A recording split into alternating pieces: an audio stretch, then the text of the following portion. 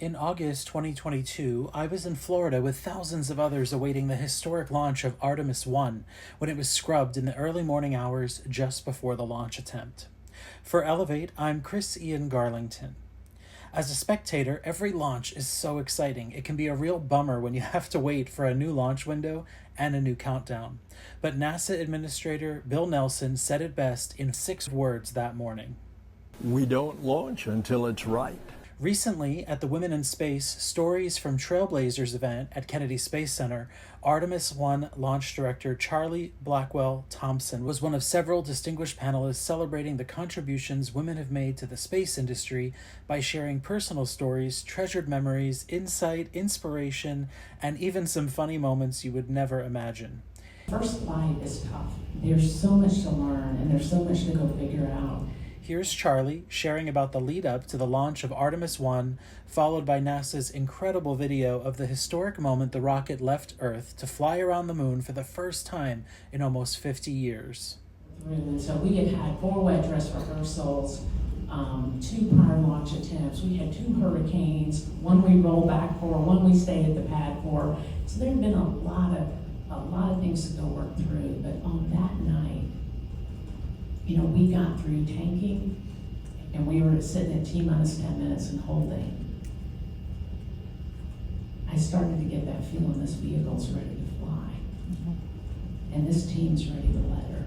Our launch team is ready to proceed. We are working no constraints. And we have been working for months to get to that step. And on that night, the NASA test director came to me looking for a go to proceed. And after doing my poll, I gave them that go. They had a go. NGD launch director, you have a go to launch Artemis One. And we picked up the count at T-minus 10 minutes.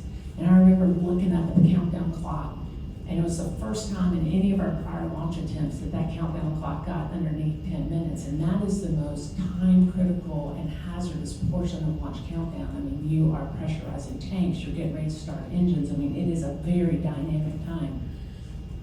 I kept expecting us to stop, because in a sim, you always stop, right? They always give you a problem that makes you have to go work it, and the vehicle just performed flawlessly, and we went through that terminal count without a single issue, with the GLS milestones being called out. And that's just a moment that will be forever imprinted in my memory, is that GLS operator, GLS is go for FTS arm, GLS is go for APU start, and you begin to tick off those milestones, and you, as I said, I felt like that night that vehicle was ready to go fly, and she did at 01:47 in the morning. That's probably one of my most treasured memories from the burn room. That gives me goosebumps. Me too. This is the autonomous launch sequencer. On board the rocket, it will take over command and control of the rocket. The Space Launch System is now counting down to liftoff of Orion on its maiden voyage to the moon. And here we go. 10. Hydrogen burn-off igniters initiated. 7, 6, 5. 4-stage engine start. 3, 2, 1. Boosters in ignition.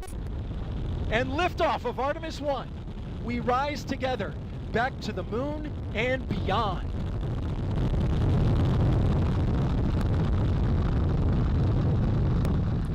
We also heard from astronaut Susan Kilrain about a time when she was the space shuttle pilot for Columbia and the crew was training for launch day. Listen to what happened when they were on the launch pad headed for the shuttle.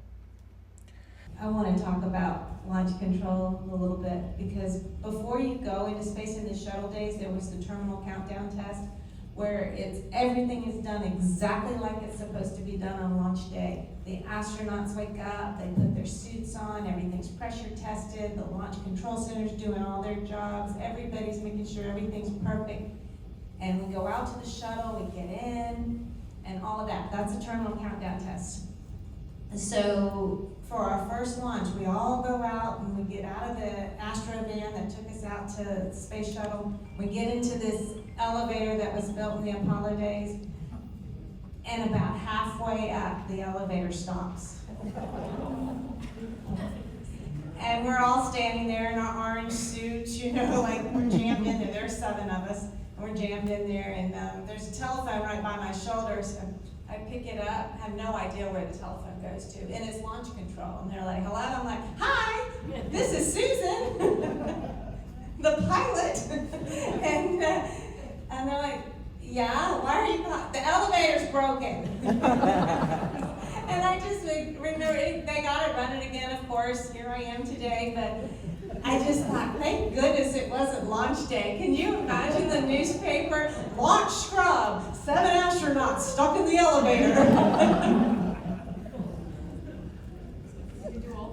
You can do all things. I don't want to imagine that. Not even 4 people. Did anybody make some jokes while you were in the elevator waiting? Oh, lots of jokes. And it was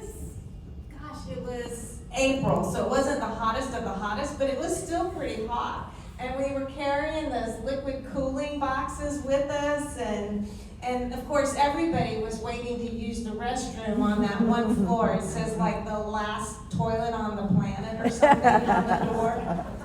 And we were just all standing there with our legs crossed, wondering, yeah, now what? Maybe I'll eat the sandwich they put in my pocket. Teacher turned astronaut Barbara Morgan gave great advice to anyone who is dreaming big dreams. Go for it. There is absolutely nothing you cannot do. You have all what we call the right stuff to do it. And set those dreams as big as you can, as big as you want to, and then just keep persisting, keep working at it, don't give up. And there will be people, I don't know why we humans do it to each other, who will say, oh, you can't do that, you're not this enough, or you're not that enough. Don't listen to them, and have that confidence in yourself. I said it before, I'll say it again, stay curious, pay attention to the things you enjoy, let that kind of guide the choices that you make along the way. It's incredible when you do that, and I kind of discovered it in hindsight, really how just these opportunities open up as a result of doing that, people that will continue to lift you up open as a result of doing that. So really just stay curious and pay attention to those things you enjoy. I think it really is a wonderful way to guide what you do. I like to tell young folks to pick your journey, whatever it is, that goal out there. It was not likely I was ever going to become an astronaut. So you want to pick a journey that you love to get there. Because what if you never get there? That's okay. I was a Navy test pilot. I was having the time of my life. So pick your journey. Don't be afraid to change your journey. Love your journey. And just, as long as you can see a way to whatever your goal is, even if it's changed, then keep going. Get comfortable being uncomfortable, because when you learn the most, it's not when you're in your comfort zone, it's when you're outside your comfort zone. And so sometimes I know we tend to say, well, I don't know if I'd be good at that, or I don't know if that's my thing. And if it really isn't your thing, you don't have to do it. But sometimes those are really, they're huge gifts, because they let you find maybe a talent you didn't even know that you had. I would just add too, when you're picking your journey, you may not know what that journey is, but like they've said, as long as you have a goal you're working for, you're in the right direction. At the same time, keep your eyes open, and because you never know what opportunities are going to fly through the window, and don't be afraid of those as well. Your journey may look like this. And finally, astronaut Nicole Stott explained what it was like to be a young child watching the first moon landing on TV, then going right outside and looking up at the moon while the first men were walking on it. I mean, I have vivid memory too of seeing the first moon landing. And I think even at 6 or 7, you realize that's a really extraordinary thing. You're watching it on the black and white TV. For me, I remember that at home, for whatever the timing was, watching that at home, had a grilled cheese sandwich, and then going outside, like you said, Charlie, and looking at the moon and just kind of contemplating that. And I think, like I said, even at 6 or 7, that's extraordinary. I don't know that I even knew what the word extraordinary meant, but I just knew this was big stuff going on. It wasn't until June 18, 1983 that the first American woman flew to space. Sally Ride flew on Space Shuttle Challenger, forever changing NASA's long history of only sending men off the planet to explore, observe, research, and inspire generations of dreamers. If you are someone with big dreams and thinking about applying to be an astronaut, I'm including the link just for you to the NASA Astronaut Program site. Check it out in the description. Artemis 2 is scheduled to launch 4 astronauts around the moon no earlier than September 2025. The mission will pave the way for Artemis 3, which is set to become NASA's first moon landing in more than 50 years. For Elevate, I'm Chris Ian Garlington. Thanks for watching.